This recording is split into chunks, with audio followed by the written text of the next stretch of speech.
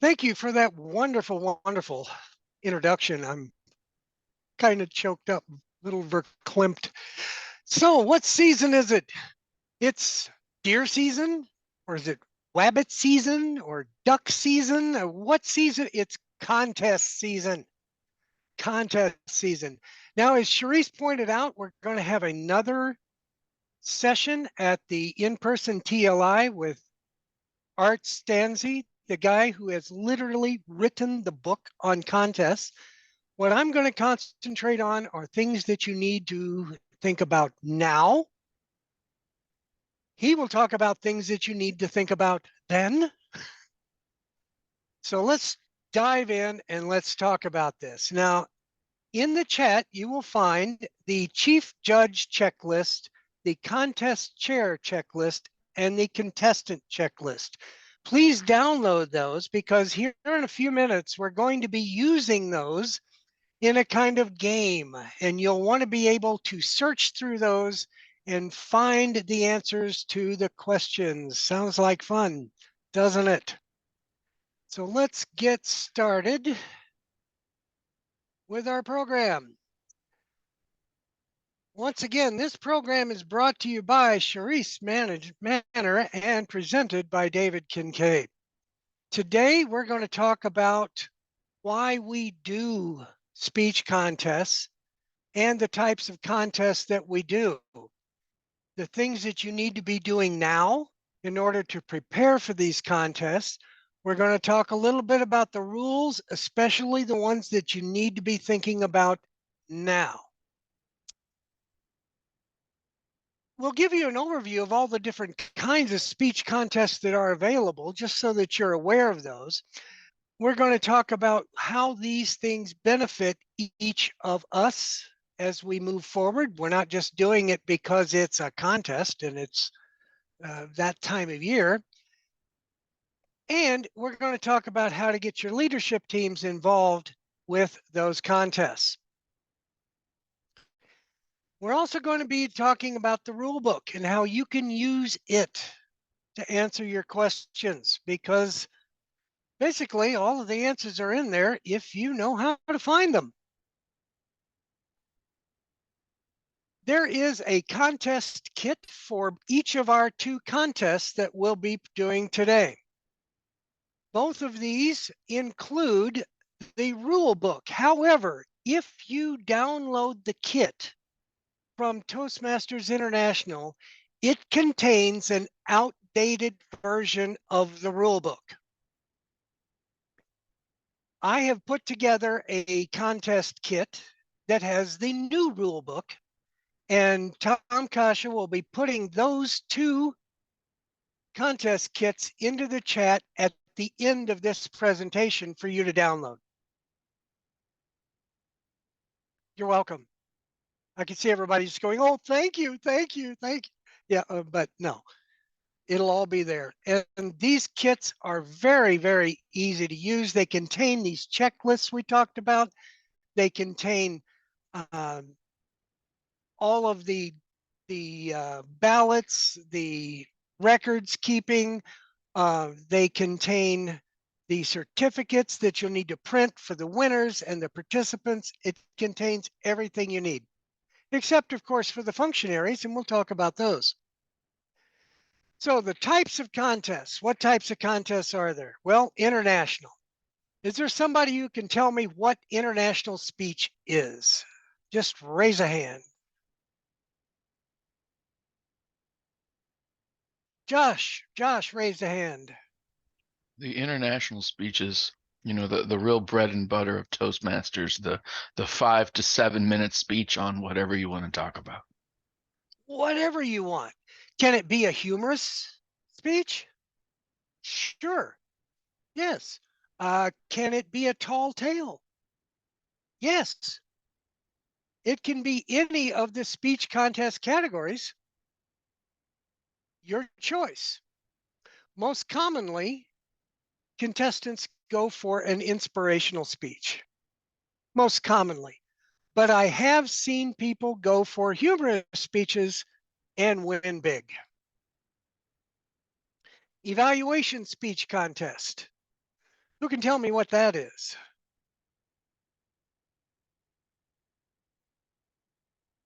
Josh? Thank you, Josh. Your check's in the mail.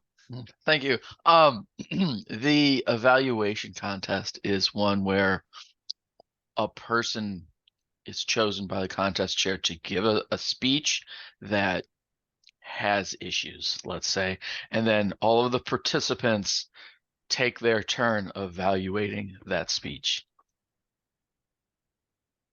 Very good. And the contestants are the evaluators. Humorous speech. This is once again just a 5 to 7 minute speech, any topic you want with a humorous bent. And then we have table topics. I want you to notice something here. What does that little TM mean beside the word table topics? That it's trademarked to Really? Toastmaster. Yeah, it doesn't mean Toastmaster, it means trademark. In this case, it means table topics is a trademarked phrase of Toastmasters International and therefore cannot be used without their permission. A table topics contest is a 1 to 2 minute speech given on a topic that was presented to the contestant moments before they begin speaking. And all the contestants have to answer the same question. Then, of course, we have the tall tales. Our district has never done a tall tale contest in the past 12 years that I know of. But it's just a speech that a 5 to 7 minute speech that has to do with fantasy. And then there is the taped contest. Now you'll notice that Toastmasters still calls it taped rather than video. They talk about it in video as a video contest, but in the official documents, it still says taped. This particular contest is for members of clubs that do not belong to a district or for districts that are provisionally chartered. This has nothing to do with the video that district winners submit to the quarterfinals for the International Speech Contest. That is simply a video entry into the quarterfinals of the International Speech Contest. This is a special type of contest for those undistricted clubs so that they can compete on a level playing field with each other. This year, we will be having the International Speech Contest and a Table Topics Contest. Woohoo! Yay! I forgot my little TM after Table Topics. I'm sorry. I'm sure Toastmasters will forgive me for that. Now, as area directors, you are the answer person for your club's contests. Many of your clubs will be having contests to select their candidates for the area contests. And you will be the answer person. So where are you going to get the answers for these? From the rule book to start with. Read the rule book. It's important that you be the authority. So that means you need to have a thorough understanding of how this works. We do have quite a wealth of people in District 8 who can answer questions. So if you have a question coming from a club to you about a contest that you can't answer, your area director, your division director, I'll get it, is the go-to for your resource. This year, District 8 will be conducting all the area contests virtually, as well as all the division contests. Why is that so hard to say? Division contests. Say that succinctly. However, our district contest, both the table topics and the international speech will be held in person at the district conference this year. Woo-hoo, woo-hoo, yay. So they will all be in the same room. Now, districts are required to have an international speech contest every year. In other words, they have to submit a contestant for that quarterfinal.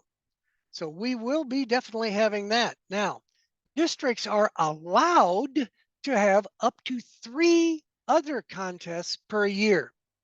In District 8, we have chosen to go with 1 additional contest every year on the district level. And that rotates alphabetically between the evaluation, international, and table topics. This year, table topics is in the rotation. So now we're going to play that checklist game. So has everybody got that checklist ready? Got that ready? Okay. Now I want you to do something really crazy that I don't ask a lot of people to do while they're doing a presentation on Zoom. Is get out your phone, open the camera, and scan that barcode. We're going to give you 1.5 minutes to do that. If you can't do that, you can go to menti.com and enter this code right there, this 8-digit code. And that will tell us, that will take you to a place where we can play the checklist game. And yes, I am sorry, there are no prizes.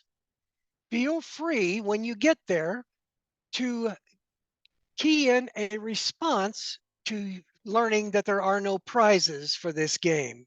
Like, are you upset? Are you happy about it? Terry loves Toastmasters. Yay. Go ahead and key in a response. There are possible 3 responses on each page. You don't have to enter all 3. You can just enter 1 or 2, but you can enter 3 if you wish. Looks like we got 8 people in.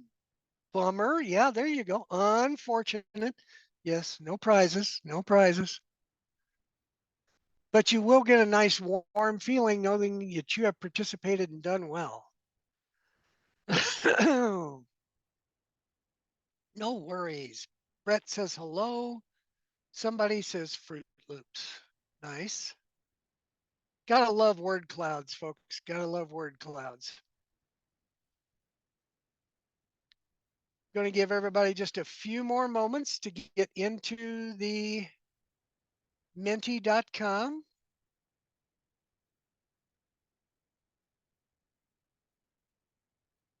Just a few. Okay. We're going to proceed now, and I'm going to go to the next slide where our first question, what should the contest chair order for contest winners?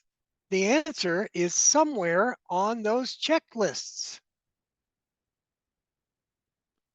And I'm going to probably guess that it's going to be on, let me think.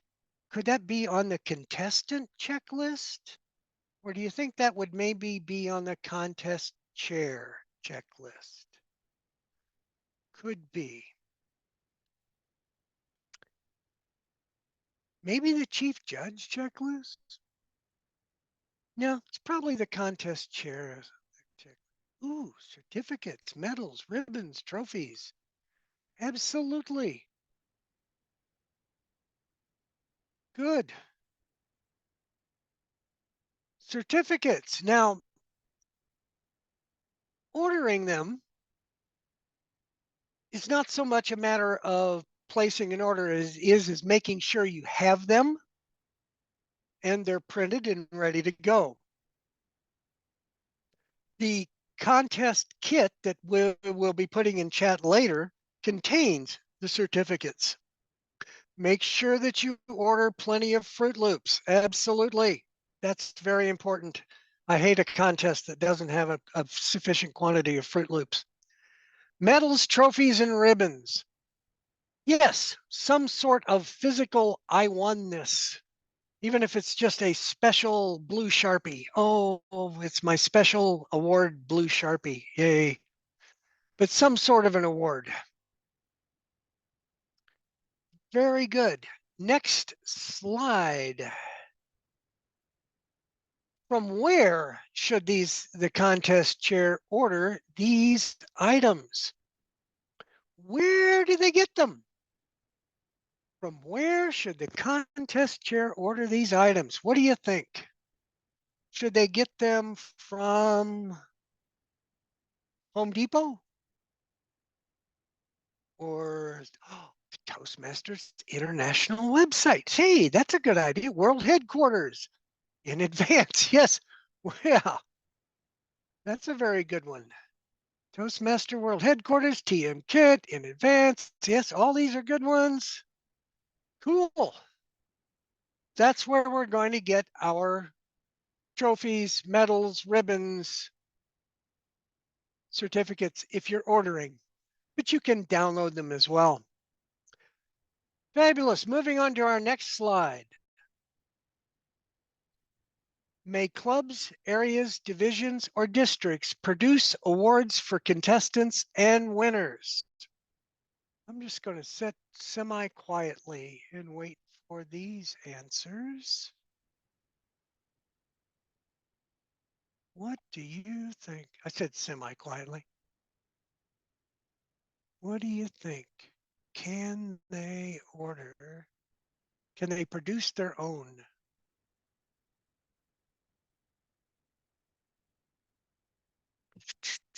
With NTM branding? There's an interesting response. That would be a yes, but. The answer is yes, but.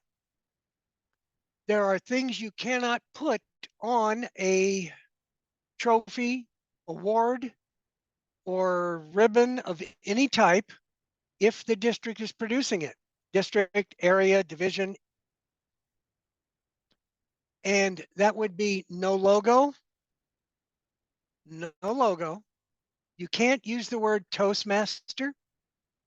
You can't use the word table topics.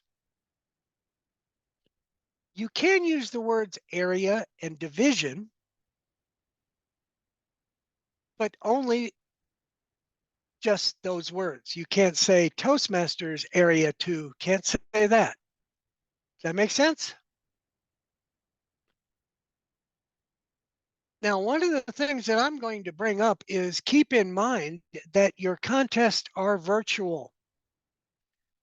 Don't order a 16-foot tall bowling trophy for your first place winner that you're going to have to find some way to ship to them. And especially when you find out that your winner is in Prescott, Arizona. Oh my, these days of virtual contests, that can happen. So keep in mind, you're going to have to get these to them. I kind of like the official Toastmaster medals, just small medals, ribbons. You can put them in a small padded envelope and with minimal postage, there they go. So that's something to think about right there.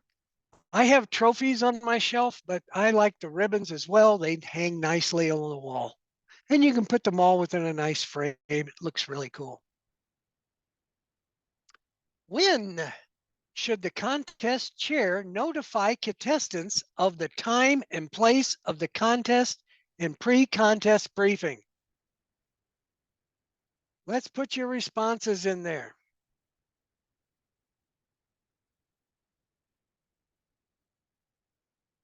ASAP now.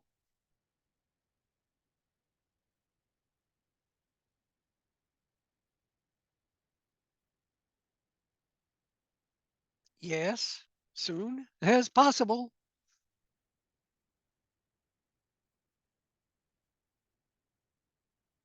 And right away, good. Oh, yeah. In other words, don't dally. And the answer to the question is basically yesterday. If your contest is decided, we should be notifying our clubs exactly now. And a lot of that has already been done because it's available on the district calendar, I believe. Excuse me. That many of our area and division contests that have been decided so far are already on the district calendar, but it never hurts to send out a direct email to your club officers about the dates and times of the contest and the pre-contest briefing. 2 weeks is the minimum. Somebody found it. You found it. It's in there. You have to give it by 2 weeks. If it is 13 days before the contest and you haven't done it yet, you have missed the deadline. So yes, you need to do that at least 2 weeks at a time. Where should the chief judge tell the contest judges to sit in an in-person contest? In a virtual contest, they can sit wherever they want. But in a in-person contest, where should they sit?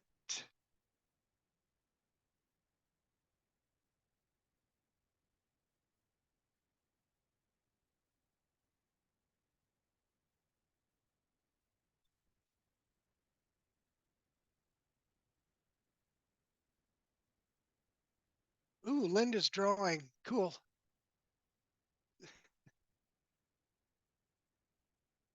Anywhere.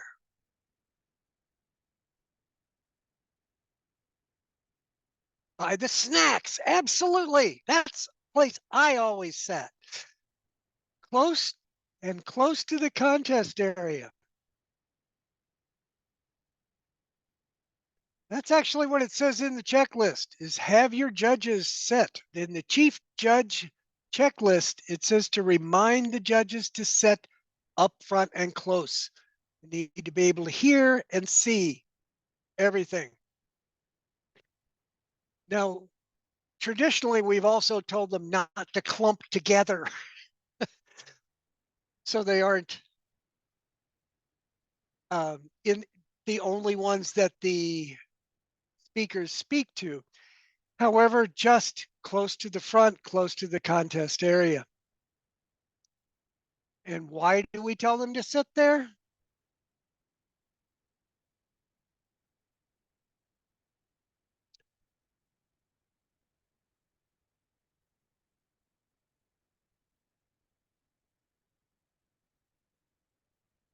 Correct. No, you're thinking of baseball umpires. So they can't leave. Right. Excellent responses. Yeah, so they can see and hear better. Yeah, to observe the speaker. Yes. Catch the nuances. Make sure they don't miss anything. The full experience. Oh, I like that. I like that. Yeah, I like that. Cool. What does the chief judge give to the contest chair during the contest? There are two responses to this. What does the chief judge give to the contest chair during the contest? Two responses.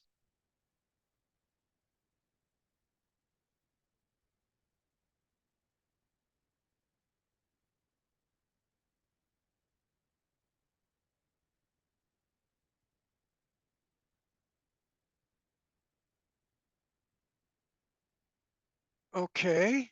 The winners. The winners and disqualified contestants will be part of winners. A thumbs up always, yes, but let's see. Judge has been briefed. That is one thing that the chief judge reports, but this is a actual physical handing of something.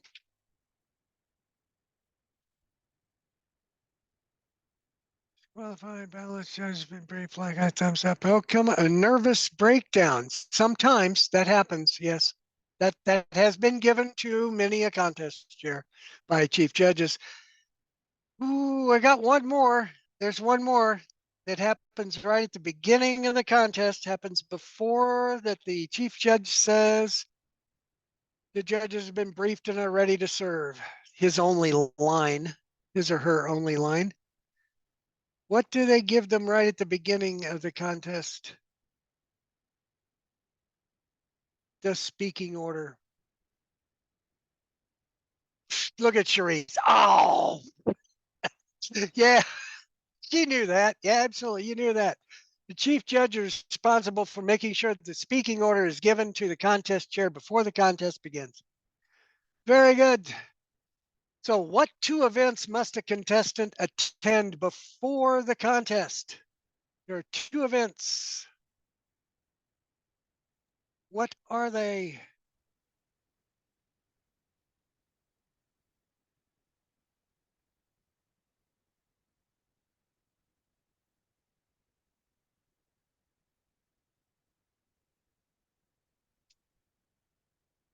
That's one, the briefing.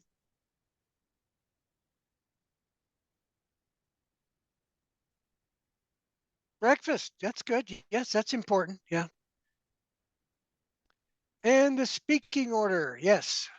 Briefing and speaking order, usually happening at the same time. Rehearsal, if offered, absolutely, especially in in-person contests. It's important to offer the contestants the chance to use any microphones before the contest begins.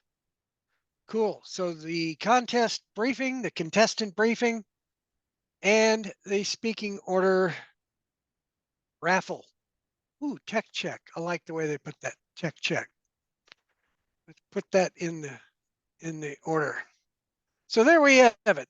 You will look just like her, so excited that your contest went off without a hitch and everything is perfect if you follow all of these guidelines.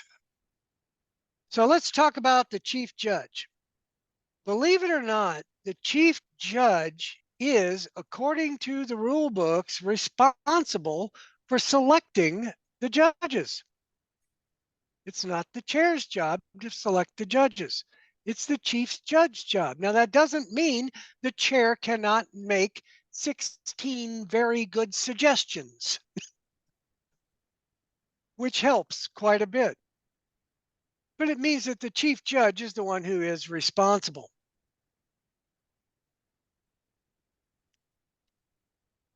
The chief judge will be responsible for training the contest officials for that particular contest. They are responsible for preparing them for their role, letting them know what to expect, what's going to happen, how we're going to get the ballots, if it's an email, if it's a online shared spreadsheet, however you're doing your ballots, that's what you have to prepare them for. How to use the judge's ballot guide and ballot is item 1172 in the kit. It's in the kit as well. Talks all about the judge's guide and ballot in there. We're going to learn how to choose a winner without evaluating speakers, without evaluating them. In a Toastmasters meeting, we evaluate our speakers. We talk about what we heard that was good, what that could be better, and what they can do to challenge themselves next time. That is not even close to what we're doing when we're judging a speech contest. All we're doing there is judging, not evaluating. Two completely different things. We want to know how they did today. That's it. So it's a totally different mindset when you're listening to a speaker to judge them. And it's a point system. Now, the speech contest rule book, you see, is 1171. It is your resource for all of your issues. Read it now. don't wait till later. I can remember one contest where I was the chair that was such a disaster because we had a serious and unforeseen rule question that caused a 30 to 40-minute delay in the contest while we worked out a solution.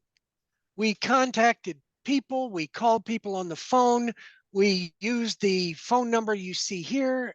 We finally got our answer and we got it worked out. But the answer was in the rule book all along. We just didn't read it properly until too late. So yes, read the rule book now.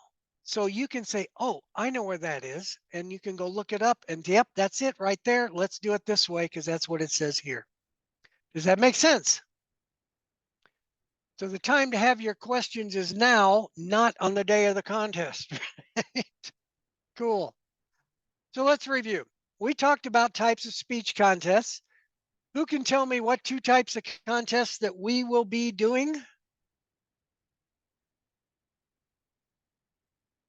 Sharice, you had your hand up, Shorta. Sure. I've raised my two fingers, but Yeah, this year will be international and table topics. absolutely Trademark. right. I kind of skipped over this part about the benefits of speech contests, but they're quite obvious for the contestants themselves because they get feedback in the form of a trophy or not as to how well they did. But the contestants are not the only ones who are winning here. It's the functionaries. They're learning to work within a team for a common goal and to focus on that goal. Does that make sense? It's not just the contestants. Everybody, even just the audience members, they get to hear wonderful speeches. People who have worked at their top level to get these speeches honed and sharpened and polished, make them really, really good for you. We talked about how to prepare the contest with the teams. And we talked about how to solve those challenges by using the rule book. So in conclusion, the benefits of a speech contest go to everybody, all those involved. Those area and division directors must have a thorough understanding of the speech contest. Absolutely, a thorough understanding. You are the authority. People can come to you as the expert in your area. You are the area expert or the division expert in speech contests. And there is your guide. Did I say this before, that the rule book is the guide? I may have mentioned that at least once before during this presentation. And it is very important that you choose fair and impartial judges and make sure that they get some training.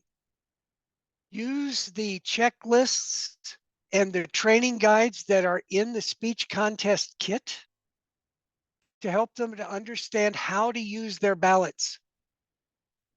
Also, the training that will be available at the in-person TLI with Art Stanzi is going to be invaluable for anybody who's going to be involved in your speech contests. Encourage them to attend that because that is going to be important. So now let's talk about questions, answers, and best practices. Would somebody like to ask a question or mention a best practice they have had in their speech contests before? Charisse, I would like to ask a question. yes. Can you tell us the difference between a contest chair and a contest master? Yes. The contest master is not an official of a contest. doesn't exist in the lexicon. But when the contest chair is officiating at the contest, they are the contest master, the master of the contest, master of ceremonies at the contest. In most districts, they are one and the same, but they do not have to be. The contest chair can choose someone else to officiate and call them a separate contest master. But the contest chair can be the contest master themselves. Does that make sense? Crystal clear. Thank you. Not official, but it's used. Sometimes tradition trumps the rule book. Rhonda. So during your game, you said that the chief judge gives the contest order to the contest chair or contest master. Isn't Right. the contest chair the person responsible having the briefing with the contestants where the lots are drawn on who's going to speak?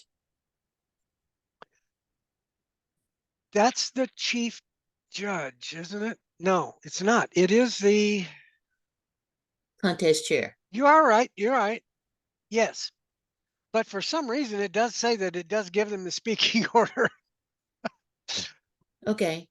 Yeah. Okay. So you are correct that they will already have it, but I guess they have to hand it back to them and hand it back them over again, according to that checklist. But you are correct. It is the contest chair who conducts the contestant briefing. Terry? Good morning. Best I practice. have to admit, I have to just a little commercial side note here. Terry has just volunteered to be a club coach and been accepted by the club. So yay, Terry Orban. Cool. The club is excited about it too. I can tell you that. Thank you. One of the best practices that I think is super, super important is ahead of time getting for the judges and for the ballot counters, separate group though, make sure that you have cell phones for everyone and that you start chatting and get a group chat going prior to a contest if it is online, because there will be a time where the ballot counters need to talk to the chief judge, or the chief judge needs to talk to the other judges if it's online, and it's just handy dandy to have that all set up and ready to go in your phone prior. Even the chief judge have whoever the contest chair is, their text ready to go. There's always times where there's Great. gonna have to be communication. So That's very good. Make sure that you have those communication infrastructures already in place days before the contest, and it's working and it's all tested. And sometimes you may have to be a little bit flexible. In other words, you would maybe not use text. You'd have to use email because some people don't text or some people don't email. You'll have to tailor your communication methods to the people that you're communicating with, because we are, after all, Toastmasters and communication is our job. Josh has a hand up. I have a best practice. Art has a contest planning spreadsheet, and I think everyone should use it. It is very thorough, and as Terry was saying, you can put all your names of all your people in there, their contact information in there. It's really great. Cool. Do I have to call Art to get that, or is that available somewhere else, Tom? It is available under the contest section of the District 8 website under, I guess it's resources, or, but it is there. Fabulous. Look for that contest spreadsheet. That is the master checklist timeline. Art put that together and it is awesome. I haven't done a contest for years without it. It just is marvelous. Sarah, you had your hand up. Yes, thank you. If if you ask someone to be a judge or they're considering being a judge, does that preclude them from entering a contest that is in a different area or a different division, or vice versa? Somebody already knows that they're planning to speak, and then you ask them, hey, would you want to be a judge? Do they have to say no, or are they eligible to participate as long as it's not within their own area? That's a really good one. I see Rhonda looking up and to the right. That means she's remembering. No, she doesn't know that one off the top of her head. I would say this. There's a smell test here. And I would seriously discourage it, even if it's not illegal, and it seems like it ought to be. But I do know that it is not illegal for me to judge a table topics contest if I'm an international contestant. But if I am an international contestant in area 2, it would be iffy if I was or if not illegal, for me to be a judge in a different area for the same contest. Does that make sense? Yep. As a matter of Perfect. fact, I have had contestants at a contest be a judge in the other contest at the same contest, because we're actually having 2 contests. Now, Mhm. keep in mind also that while you are having a contest, if you have 2 areas that are combining their contest, you are actually having 4 separate, distinct contests. Mhm. They may move so fluidly that people cannot tell when one ends and the other one begins, but there are 4 separate contests. That doesn't mean you have to have 4 different sets of functionaries. You can have the functionaries fill the roles for all 4 contests. Make sense? You can also print out your thank you participant functionary certificates for both contests at the same time too. They don't have to get 2 certificates for being a judge at those 2 contests. Anything else for us today?